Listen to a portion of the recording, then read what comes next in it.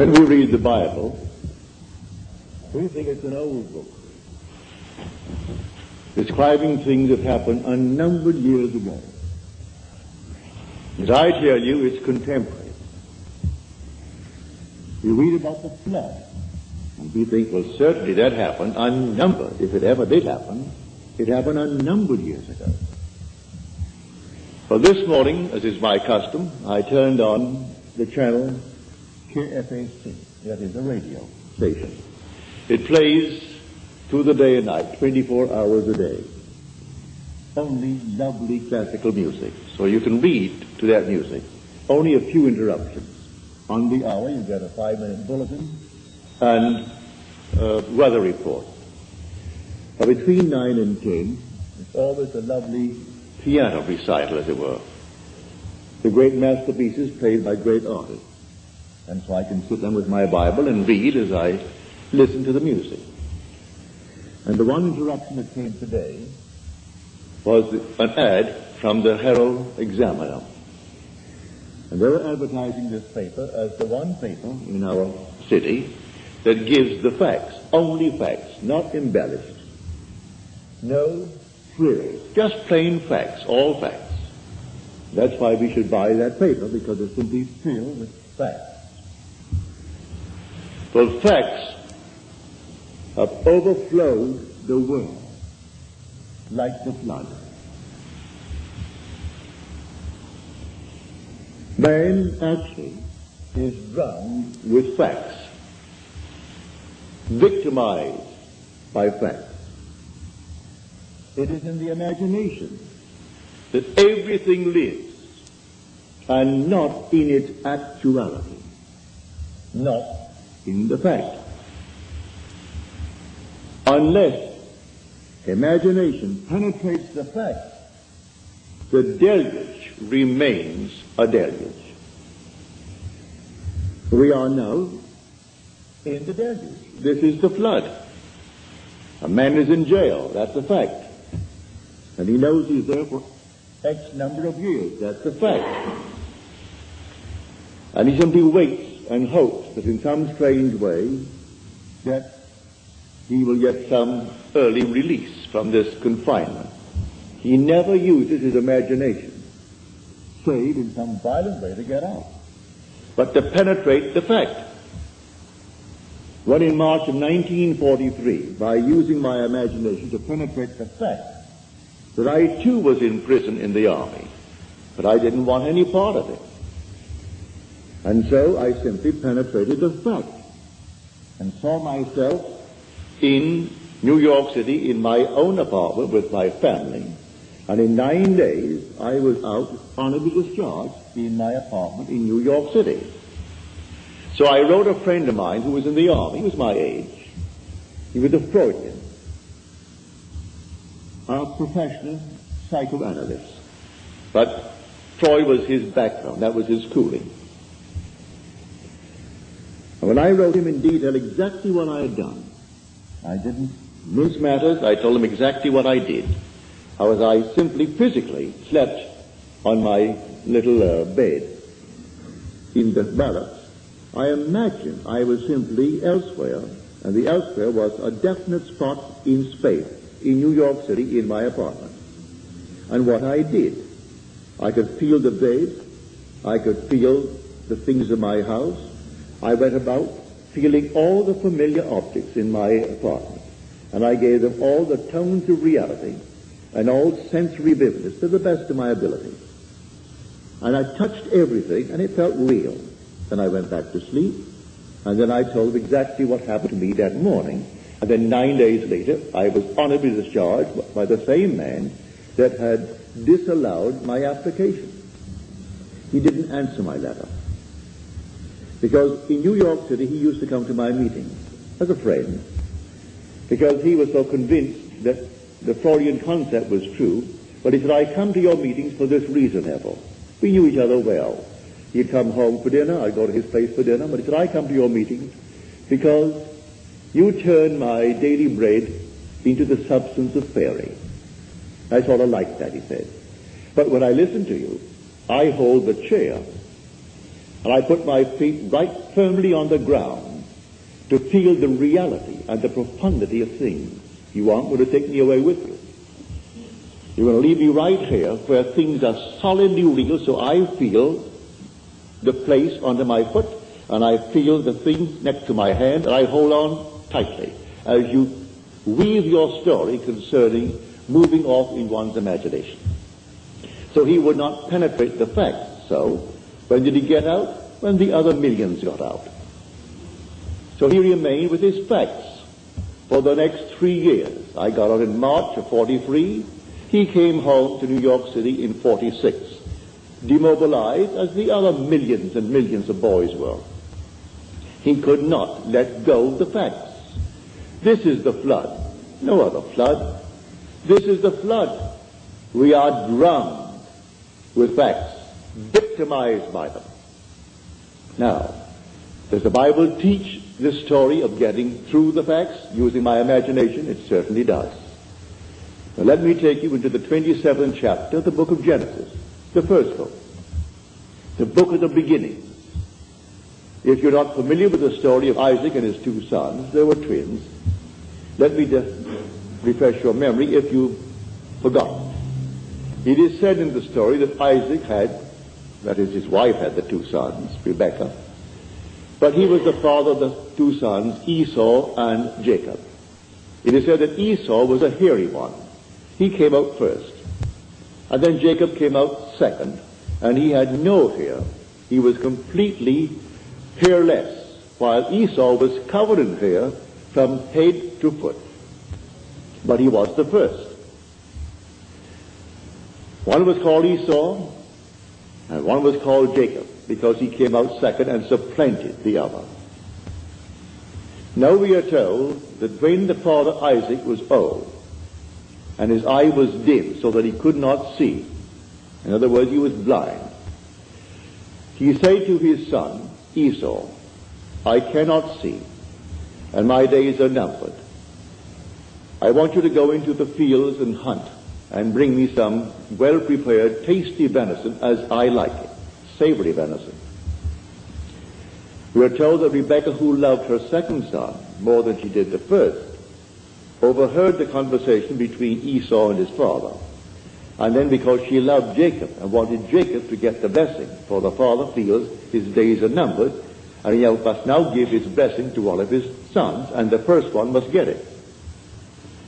So the mother told Jacob what she had heard, and then suggested that we take one of the kids from the flock, and we kill it, and take the skins of the kid and put it upon you, so that you will have the appearance of Esau. Esau thought otherwise. He said, suppose my father discovers it. Then Jacob said, suppose my father discovers it. And the mother said, leave that to me. It will be on my shoulder if he discovers it. And send Jacob into the field to bring a kid. Well, he took that kid and brought it tastily prepared for his father. He came quickly into the presence of the father. And the father said to him, come near, that I may feel you, my son, whether you are my son Esau or not. So Jacob came near to Isaac his father, who felt him. And then Isaac said to Jacob, the voice is Jacob's voice, but the hands are the hands of Esau. And then he blessed him. He gave him his blessing.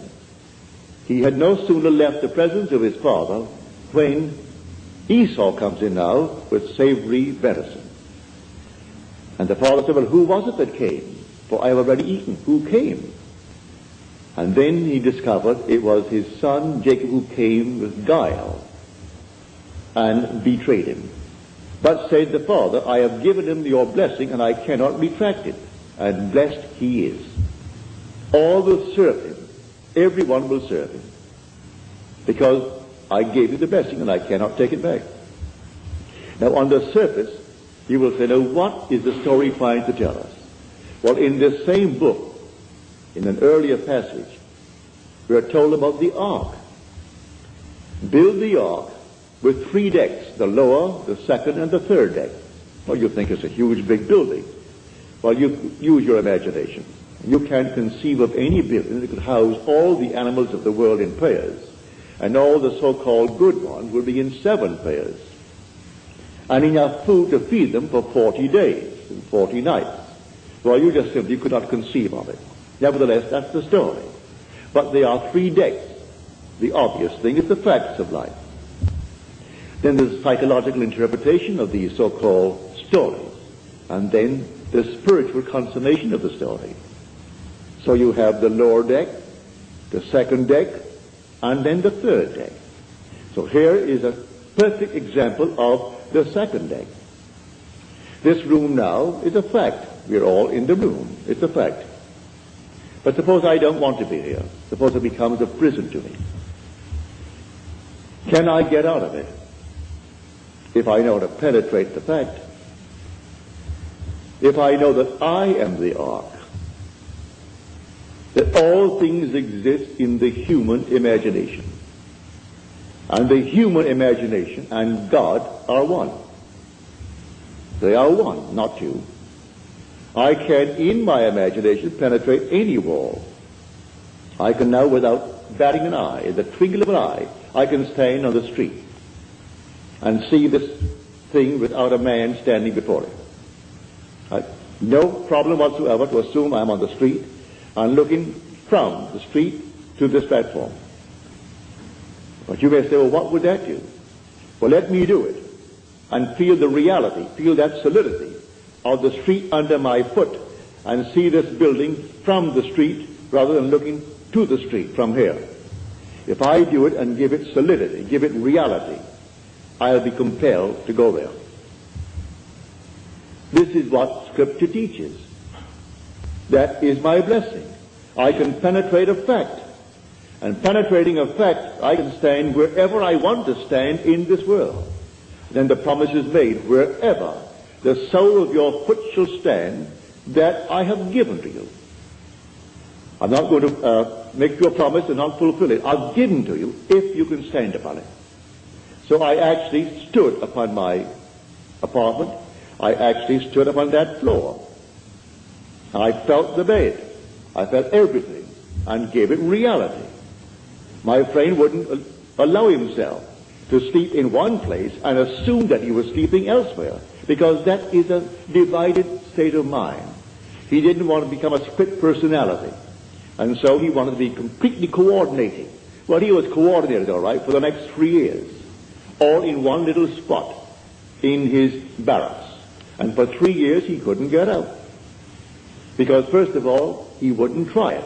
Because I turned his daily bread into the substance of fairy. And so he did not answer my letter. I've reminded him a few times since. Why didn't you answer the letter? Well, first of all, it didn't make sense. And I don't believe, said he, that really what you did was the sole cause of your discharge. You always question it. Then I repeat it another time and tell him again what happened this time. Well, that would have happened anyway. You do it a third time. You do it a fourth time. Do you know if you did it 1,000 times, he would still say, do it once more. It will always happen as far as they're concerned. It just didn't happen because you did something. These things would have happened anyway. So why do you analyze people then? Then let things happen. We are not the creatures of circumstances, said a man who bears your name, for his first name is Israel. And Disraeli's name is simply of Israel, Benjamin Disraeli. And he said, man is not the creature of circumstances. Circumstances are the creatures of men. He knew how to create things, all in his imagination. So he said, you bear the name of Israel, but you don't apply the story of Israel. If you'd only apply it, because these things are taught us in Scripture. Scripture is not secular history. This is contemporary. It didn't happen thousands of years ago. The flood is on. And this is the flood. The whole vast world is inundated with facts, like this prominent paper. It's the evening paper, the Examiner. And they're proud of the fact they only print facts. They don't embellish it. No frills, only the facts. Therefore, buy the facts. Well, I can buy the facts. And they go all over the world to find frightening facts. I'm not denying that he didn't kill her. I'm not denying that he did not receive a sentence of X number of years. But when people ask anything of me, I'm not concerned about why it happened. What do you want? And I will simply apply my imagination lovingly on behalf of that request. I don't care what brought you to that state. I am here to simply get you out of the state. What do you want? All through the Bible, what do you want? He didn't condemn anyone. The woman taken in adultery, he didn't condemn. So what do you want? Go and sin no more. He didn't call the act of adultery a sin. If she called it, or they called it a sin, all right, call it a sin. Therefore, don't repeat it if you call it a sin. But sin is simply knowing what to do and not doing it. That's sinning. So if I discover what to do, to penetrate a fact, to go beyond the fact, and create a condition for myself, and dwell in it, and think from it, instead of thinking of it. For the great fallacy of the world is perpetual construction, deferred occupancy. Create and create in my mind's eye all kinds of lovely things I would like to realize, but I never occupy them. I do not penetrate the state and go right into it and give it cubic reality. But I know, and you know, and it's not difficult to understand why. The sense of touch is something we believe in more profoundly than we do in, say, the sense of sight, or the sense of hearing, or the sense of smell. I stumbled upon this one day in a dream. In my dream, I came upon this huge big pillar, a pile driven into the ocean. And the bridge that it formerly supported was gone now. Only the piles remained. And I knew I was dreaming. And I figured to myself, if I held that pile, and I could touch it, and if it seemed to me solidly real, what I'm going to do, I'm going to hold on to that pile. In the dream, I know it's a dream, but I'm going to hold that pile as solidly as I can, and compel myself to awake holding the pile. Well, I did. I held the pile with all of my might. And I said, now, Neville, you know you're sleeping. You know that you're dreaming now. Awake. And I awoke in the water. I'm actually holding that pile, and I'm standing up in what formerly I knew to be a dream. It ceased to be a dream. It's real. I'm in a world just as real as this. Here I am holding this enormous pile, and it's in the East Indies, not the West Indies where I was born. It was in the East Indies, a very primitive area. And then some animal came down to the beach, a strange-looking creature. And at that moment, I was panicky. And that moment of a shaking emotion, and I woke on my bed in New York City. But I discovered that secret of feeling. So he said, come close, come near, that I may feel you, my son. He heard the voice. He said, your voice is the voice of Jacob. Come near, let me see really if you are Esau. And he did it by feeling.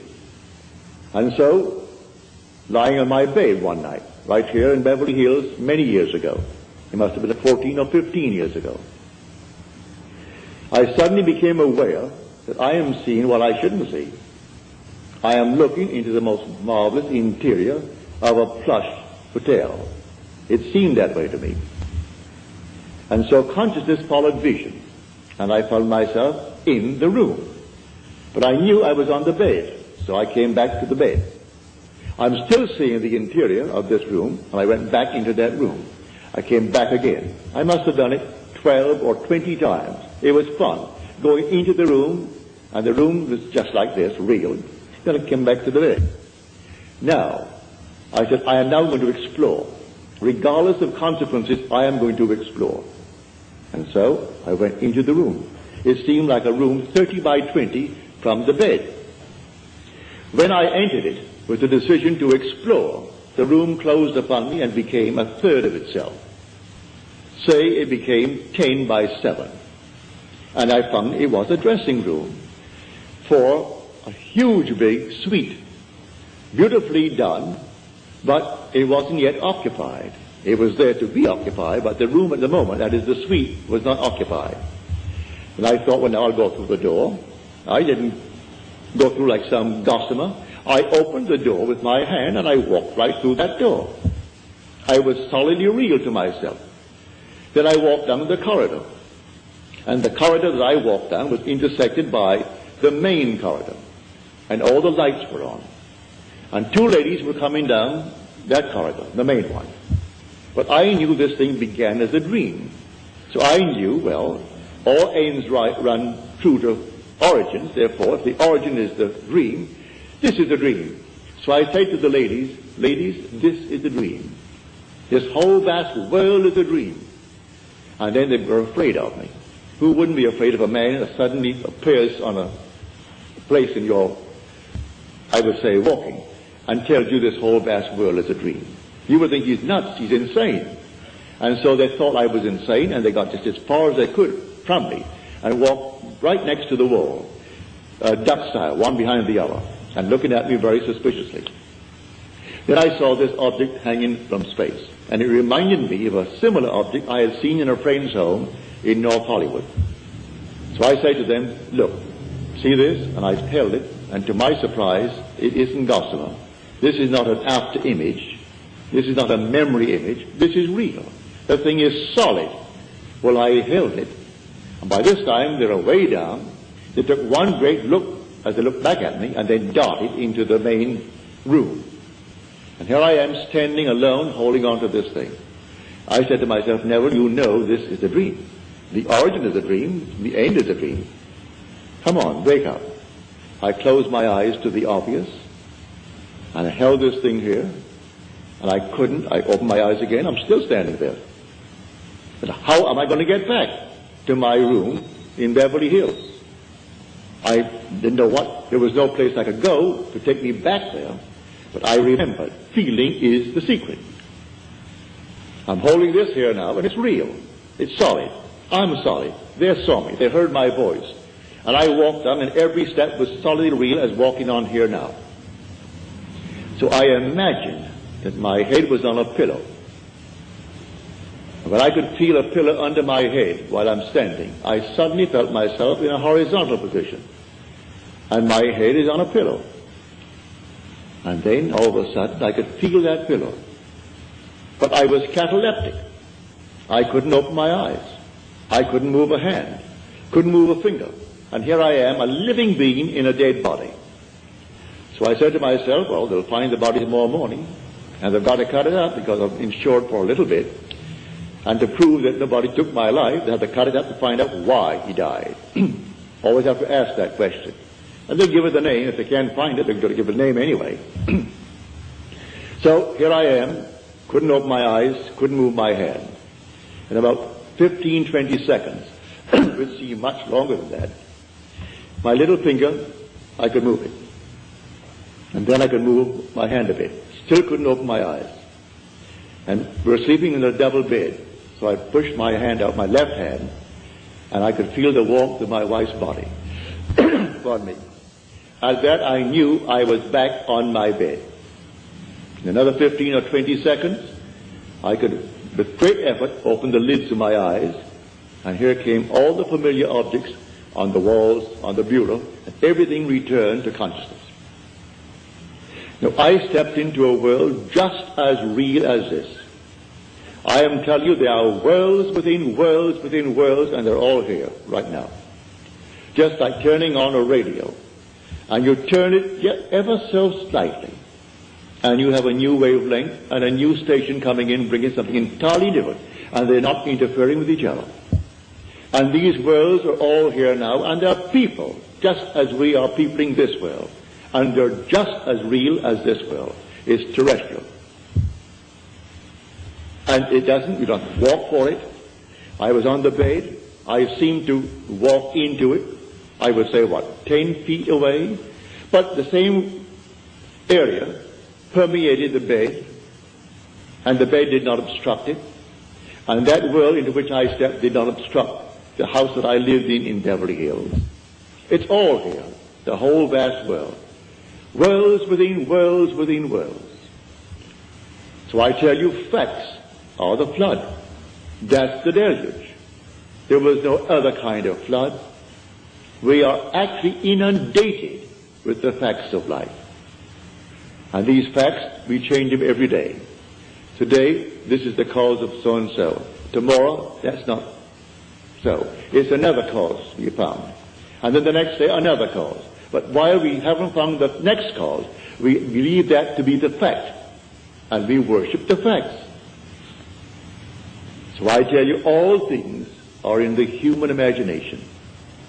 Man is all imagination. And God is man. And exists in us, and we in him. The eternal body of man is the imagination. And that is God himself. There is no other God. It's all your own wonderful human imagination. And the one thing the whole vast world aches for is the awakening of the imagination. And when it comes with the birth of the promised child, which sets a man free from the horrors of this world we call the world of nature. For nature is simply that principle on which depends the sameness of forms in transmitted life. And so the thing goes over and over. Haven't you observed the year that at a certain time of the year money is tight? All of a sudden it flows, and then at a certain time of the year it's tight. Why? It's a habit. It's a transmitted state. You fix that fact in your mind's eye, and if you got $50,000 today, and say it's the month of December when it's always tight, you're going to loan the money out or give it away before December comes by. So when it comes by, you're going to be tight again. It's a peculiar, I would say, slavery, this thing called nature, in the sameness of forms in transmitted life. Now, you can penetrate the fact and break it. And that's what we're here to teach. I come not to abolish the law and the prophets. I come not to abolish them, but to fulfill them. And tell you the real law. It's not washing your hands before meals, although that's a very nice, clean thing to do. It's not giving certain diets, doing this, that, and the other. He explains that the entire law is psychological. He takes one of the commandments, which is a graphic one, to show you how everything must be interpreted psychologically. He said, you have heard it said of old, you shall not commit adultery. But I say unto you, any man who looks lustfully upon a woman has already committed the act in his heart with her. But what man hasn't? What man has not violated that? So he tells you the whole thing is a psychological thing. You can't restrain the impulse because you may restrain it based upon 1,000 different reasons. Maybe you are afraid of the consequences. Maybe you are afraid that someone will find out. Maybe you're afraid of this, that, and the other. But the impulse was there, and he tells you the impulse was the act. Well, if the impulse was the act, then creative acts are imaginal. For it was an imaginal act. So I have to observe my imaginal acts. For the imaginal act is a fact. It's going to actually become a fact and then confront me. Here was a lady in San Francisco. He said, my brother, and she said to me, I think he's innocent, but I do not know the facts of the case. But he was given 6 months at hard labor. He was in the army. And I don't think my brother should get 6 months hard labor in the army. I said, you want him out? He said, certainly I do. I said, I'll tell you what, that you may try it, so you can give all praise to yourself and not to me. You do it. But what must I do? Well, if he was out, would he come home? Oh, yes, he'd come straight to my place. All right. And if he came to your place, what would you do? Well, she said, I would throw my arms around him and kiss him. Feel him. I said, all right, do that. When you go home tonight, sit where you would normally sit, and just imagine that your brother is there, and that you have thrown your arms around him, and you're holding him and hugging him, and kissing him. The next Sunday morning, in my meeting in San Francisco, that woman could rise and tell this story. She said, I went home, and I imagine I heard the doorbell ring, and the doorbell is downstairs. I have to run down one flight of stairs to answer that door. So I heard it ring, and I ran downstairs, and I flung the doors open, and here stood my brother. I went back upstairs. There was no brother, but I did it so vividly, it was almost like a disappointment that I didn't actually see him standing there. But it seemed so real to me. Well, a few days later, she's sitting upstairs, and the doorbell rings. She said, I almost broke my neck to get downstairs, because I knew what was going to happen. And here she threw the door open. Here was her brother. And she stood up in the audience and told that story to the 1,000 who were present that Sunday morning. And they all saw, no one, I presume, would go and verify it. I trusted her implicitly. If she lied to me, well, then it's entirely up to her. But I'm convinced the whole thing was true. I don't check you. I believe you when you tell me that it happened. But the thing is to practice. We are the operant power. And the flood is on. Let no one tell you the flood is over. And the flood is deeper and deeper because we're more and more inclined for facts. We want the facts of life. You want the facts? Well, you make the prison walls all the thicker. But learn how to penetrate the facts. And as you penetrate the fact, you must go to a certain objective beyond the fact. What do you want now? Well, then you go into the state of the wish fulfilled. What state? The state you decide. You determine what you want in this world. And you go right into that state. And then ignore the facts. Suppose the facts now still denies what you did. It doesn't matter. Let the facts remain. They'll dissolve. They'll all dissolve because you are going to remain faithful and you will occupy the state. No longer are you going to construct it and not occupy it. You're going to occupy the state. And as you occupy the state, it's going to work. You can do that with a job. A friend of mine in New York City, he came from out west. He was an engineer. And he said, Neville, I want more money and I want more responsibility. I want to work for a certain firm. I said, do you know where they are? He said, yes, on Madison Avenue. They do international work. They build bridges, they build dams, they build things all over the world. And I would like a job that would send me away because I would get 3 times the salary. I said, well, I'll go to the place and see where you would sit if you got the job there. Before they send you off, you'll work in the home office first, wouldn't you? I think so. Well, go up there and just take a good look. He walked into the place, picked out the desk, picked out the place, and then he assumed when he got back home, he was seated at that desk. And that was his job, and he named the sum of money, which was a considerable sum of money. He and his wife and daughter used to come to my meetings. Within a month, he was in that job, and within 2 weeks, he was on his way to the Near East, building bridges. Unfortunately, in a way, he did not live very long. He was a young man, but in about 3 years, he was gone. Heart attack, he was gone. But that he would have gone anyway, whether he was here or there. For we come on time and we go on time. But at least before he departed this world, he found a principle, which he will carry with him into the next world. For there is no death. He is restored to life in a world just like this, clothed in a body just like his, only young. Young as he was then, he'll be younger. But he has at least the memory of what he did to get what he wanted, and it worked. And so now he goes with the principle in his mind's eye.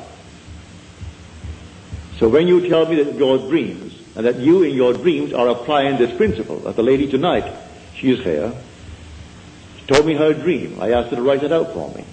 But right in the dream, she's actually discussing with others this principle of imagining, and how you imagine a certain state, and you produce it into this world. And that there's nothing in this world that dies. All things are restored to life. And she's carrying on this conversation in her dream. Well, to me, that's most flattering and very thrilling. When you can carry it beyond into what the world will tell you is a state where you're not in control of vision, that you are simply the slave of vision rather than its master. You don't direct it, you simply follow it. Well, she didn't follow it, she directed vision. And when you get to the point that you can direct in what they call a state called dream, where you are not supposed to be in control, you're simply the victim of your vision. But she is not the victim of her vision, she actually controlled the vision. And so the day will come, it's inevitable. We all take off the garment. But I tell you that you're going to find yourself completely restored, instantly. Not waiting for anything, instantly restored. In a terrestrial world, with problems that you have here, but you'll know how to solve them. You will solve the problems because you know the principle. So the flood is on. The whole Bible from beginning to end is contemporary. Jesus is not something that died. He is something that lives within man.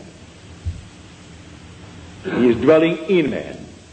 God himself came and comes into human history in the person of Jesus, in you, in me, in everyone in the world.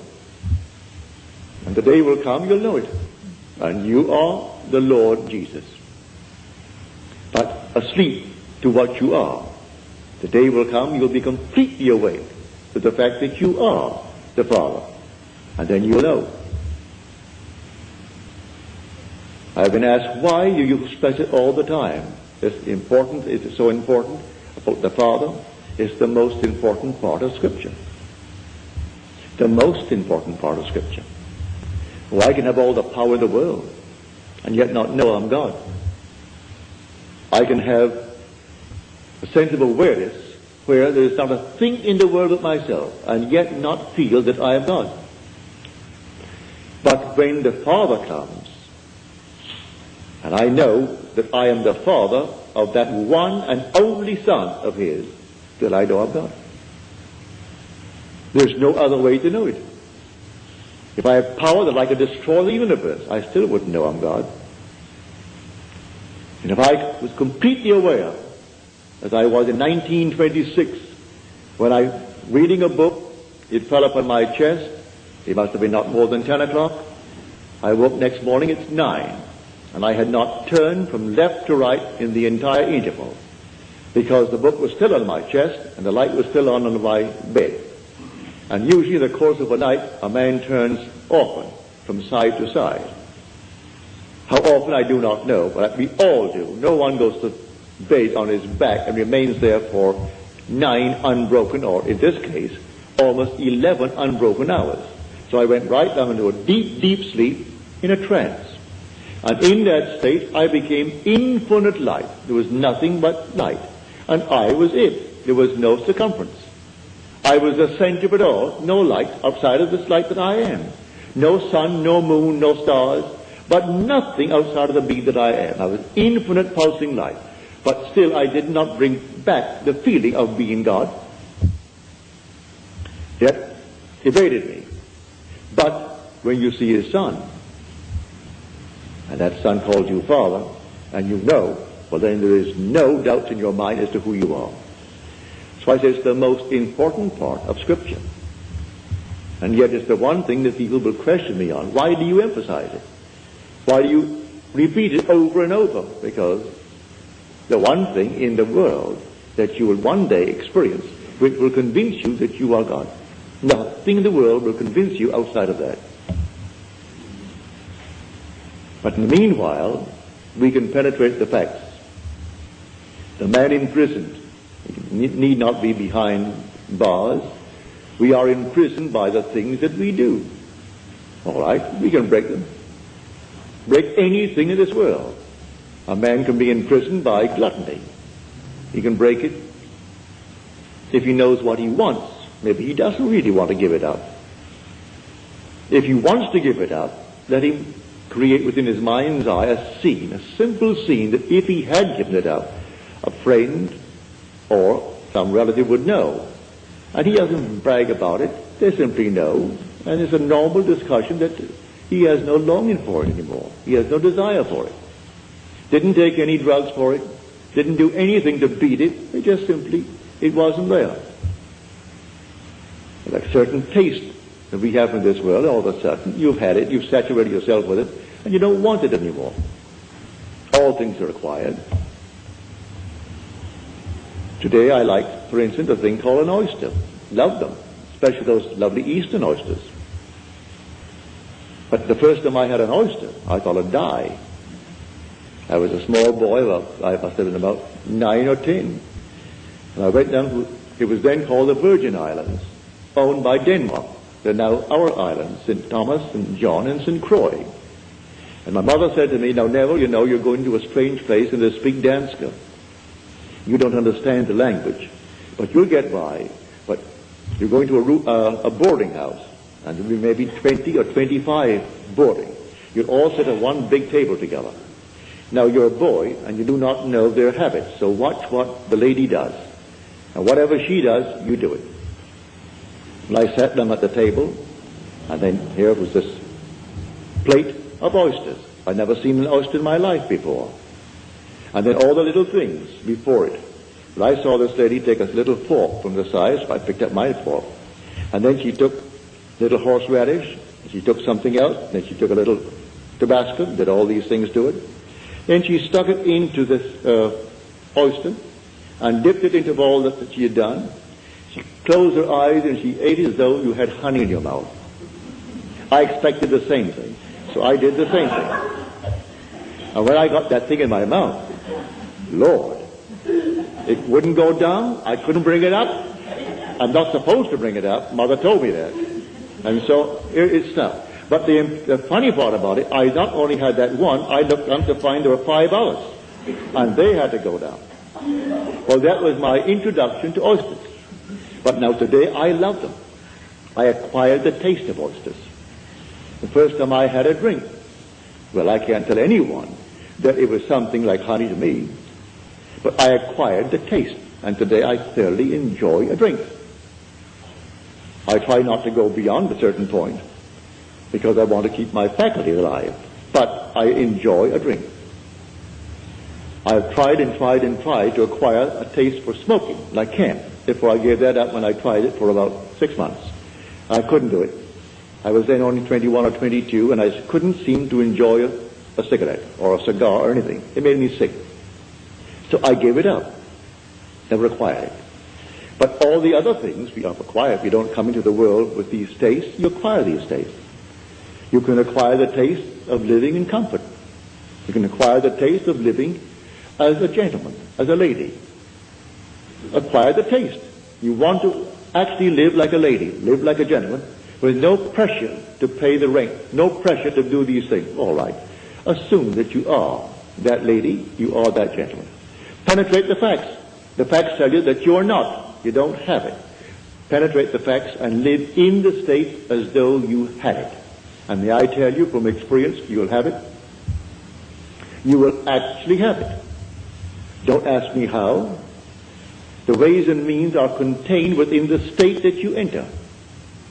So you enter a state, and it contains all that is necessary to externalize that state. So pick out your state, a lovely state, and go right into that state and dwell in it.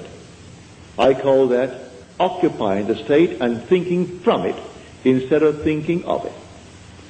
Just as you now think from your present state with all the facts around you to anchor you into it, get into another state, all in your imagination, and the facts will appear to anchor you into that state. And the day you tire of it, you can get out of it and go into another state. You know, when you move into a new home, or move into a new city, you have to actually adjust yourself to it. Well, you are the pilgrim passing through unnumbered states. The states remain, but you, the pilgrim, pass through them, like a traveler passing through a city. The city remains, but you, the traveler, pass through it. So you go right into another city. You don't rub out the state. Poverty remains a state, where a man who was once poor moves out of it. So he moves out of poverty into the state of affluence. But he doesn't destroy the state of poverty. Anyone can fall into it. So Blake said, I do not consider the just or the unjust to be in a supreme state, but only to be in these states of sleep, which the soul may fall into in its deadly dreams of good and evil. So it toys with this state, and it finds itself enamored with the state, and it falls into it. He's not supreme because he's wealthy, and the other one is not ignored because he's poor. It's a state. Don't condemn the occupant of the state. The state is the thing, but the occupant is God. For the occupant in a state called poverty, he's saying, I am, before there's a poor. He doesn't say I am poor, meaning he's different. as far as I am goes, from the one who says I am rich, the same I amness that occupies the state of poverty is occupying the state of wealth. And so you can go into any state, and being in the state is God. And you wear these states as you wear clothes. But you must be consistent and actually believe it.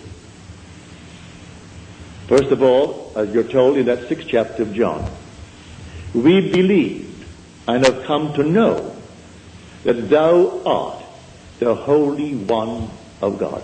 First, faith that ventures on a possibility.